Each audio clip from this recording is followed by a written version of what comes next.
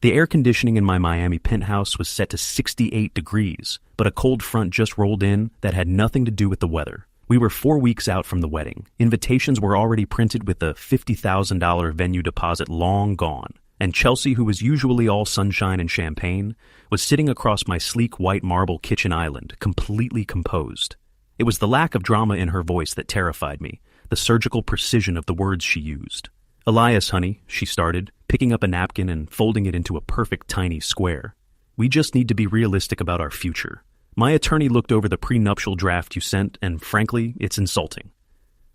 I, Elias Vance, 42, and stupid enough to think I'd found the love of my life in a 28-year-old interior designer named Chelsea Monroe, felt a knot tighten behind my eyes.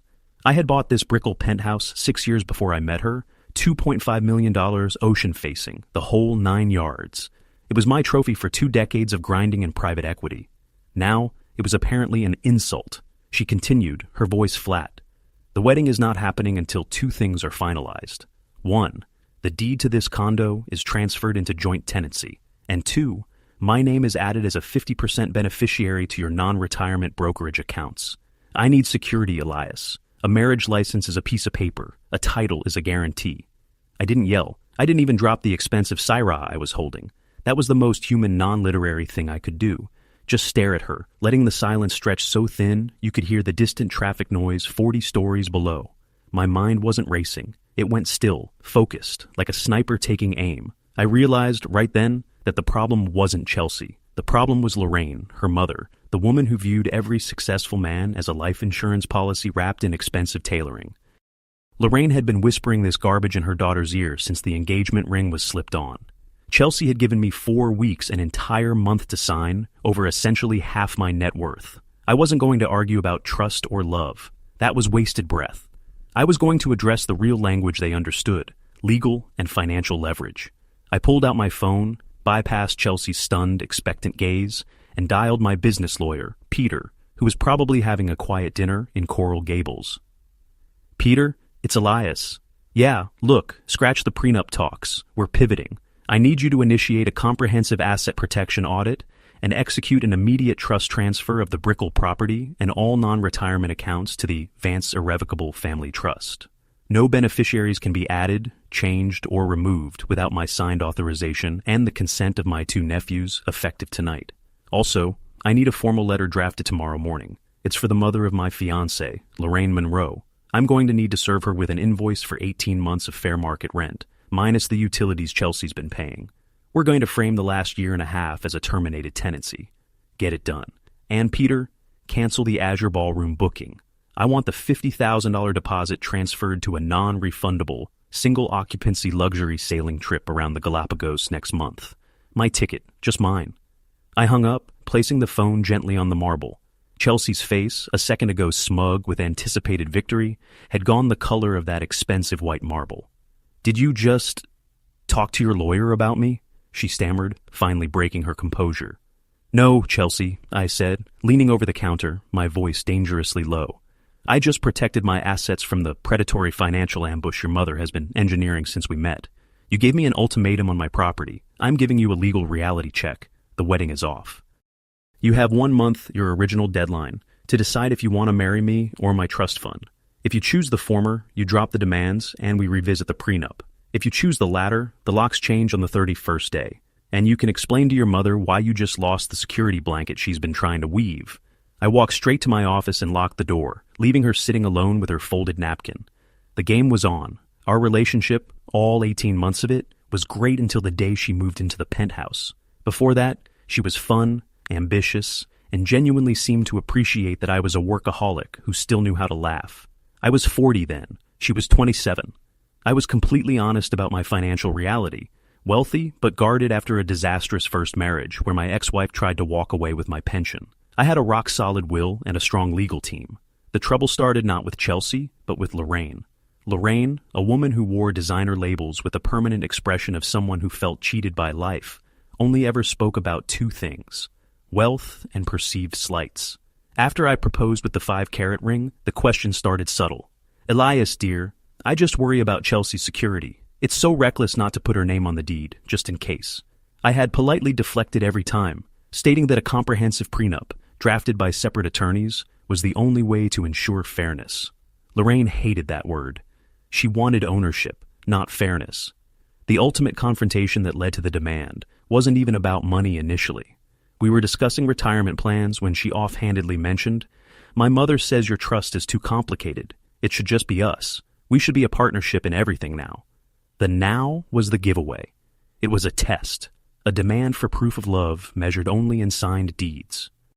So I responded by putting my house, the physical embodiment of the conflict, into a trust that was essentially untouchable. I didn't want to just cancel the wedding. I wanted to demonstrate that any attempt to leverage my love for financial gain would result in those assets becoming instantly unavailable to her. The $50,000 was a necessary casualty, a non-refundable tuition fee for a life lesson. 3 days after the incident at the kitchen island, the inevitable happened. I was reviewing quarterly reports when Peter, my lawyer, forwarded me an email with the subject line, "Demand for immediate equitable interest, Elias Vance."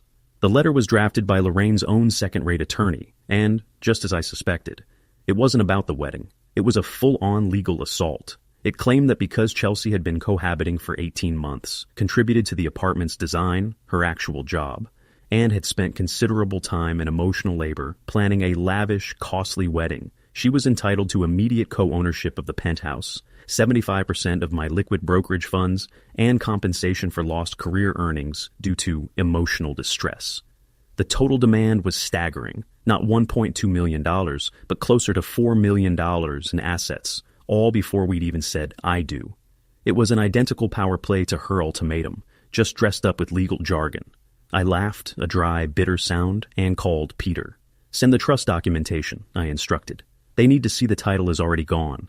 And then send the rent invoice. Charge her the highest market rate for a 40th floor Ocean View master suite in Brickell. I want the total minus utilities to be a debt that's almost as large as the canceled wedding deposit." I was done being the nice guy. I was done being leveraged. When I got home that evening, the scene was exactly what I pictured. Chelsea was frantically throwing expensive clothes into suitcases in the master closet, tears streaking her face. Lorraine was pacing the marble floor, talking loudly on the phone, looking every bit the panicked predator. "She's an absolute financial snake, Chelsea. He's trying to hide the money." Lorraine shrieked into her phone, then saw me standing in the doorway. She immediately ended the call.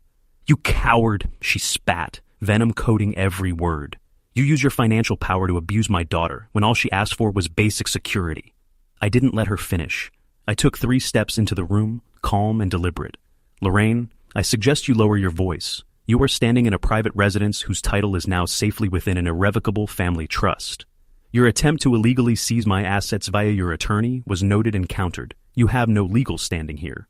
As for Chelsea, she's an ex-fiancée, and, as of this morning, a tenant who has been served a legal notice of termination of her lease and an invoice for back rent. I'm protecting the property from being fraudulently co-opted. Now, I suggest you take your demands, your luggage, and leave my property immediately, or my attorney will be serving you an eviction notice, which, in this building, will be highly embarrassing." Chelsea looked up from her packing, her mascara ruined. "You're really ending everything over a piece of paper?" she whispered, the raw shock finally hitting her. "No," I replied, my voice steady. "I'm ending it because you showed me that my love was contingent on my financial disarmament. And then you, with your mother's encouragement, had the audacity to send a fraudulent legal demand trying to steal my entire life's work. That isn't a partner. That is a hostile takeover. Your 1-month countdown ended the second that legal letter hit my inbox. You're done." I stood and watched them both walk out, Lorraine muttering threats about my career and my reputation. I changed the access codes immediately and spent the rest of the night drinking a much-deserved scotch on the balcony, watching the city lights, feeling a peace I hadn't felt in 6 months. The fallout was predictable and swift. Within 48 hours, Chelsea had posted a lengthy, tear-soaked diatribe on social media, claiming I was a financially abusive, cold-hearted control freak who had stolen their future and the wedding deposit. My phone and emails were flooded with accusations from mutual friends and people I didn't even know. The narrative was simple and effective. The cruel rich guy punished his loving, innocent fiancée. I forwarded all the online posts to Peter. "Defamation," he confirmed, "but suing is messy. We counter with facts." So I drafted my own post short, brutal, and backed by paper. For the record, and for those rushing to judgment, the relationship ended not because of a prenup, But because my fiancée issued a 4-week ultimatum demanding co-ownership of my premarital 2.5-meter home and 50% of my investment accounts. After I refused, her family's attorney sent a formal legal demand for $4 million in my assets. I did not steal the $50,000 deposit. I legally repurposed the funds into a non-refundable single-occupancy travel credit before they could seize it. Attached are the legal demand letter and the property trust transfer confirmation. The result was instantaneous. The second people saw the letterhead, the astronomical financial demands, and the fact that the property was immediately moved into an irrevocable trust, the narrative collapsed. My friends started deleting their apologetic messages. Her friends started deleting their condemnation. Within a day, her post was gone. The truth, backed by ironclad paperwork, always wins against a tearful social media narrative. It's been 6 months since then. I took the Galapagos cruise and spent the time hiking and snorkeling, feeling an intense, profound relief. That $50,000 was the best money I ever spent on self-defense. The most bizarre piece of information came to me a few weeks ago from an old colleague of Chelsea's. It turned out Lorraine, her mother, was deeply in debt and had been cut out of her own late husband's will due to her extravagant spending and a messy legal separation right before his death. She had been financially desperate, not protective, and saw my wealth as the solution to her own ruined retirement. The whole relationship had been a planned, deliberate financial ambush, orchestrated by a bitter, broke woman trying to secure her future through her daughter. A month ago, I got a text from an unfamiliar number. "Elias, I was wrong. My mother manipulated me. I miss you. Can we talk? Please." I looked at the text. I didn't feel rage. I didn't feel longing. I felt nothing but the deep, satisfying peace of ownership and control. I blocked the number without a moment's hesitation. I still own my $2.5 million penthouse outright. My trust funds are intact. I sleep better than I have in years, knowing I avoided a hostile takeover. People ask if I'm heartbroken. I tell them, no, I'm just $50,000 poorer, $2.5 million richer, and significantly less engaged. The price of the education was worth every single cent.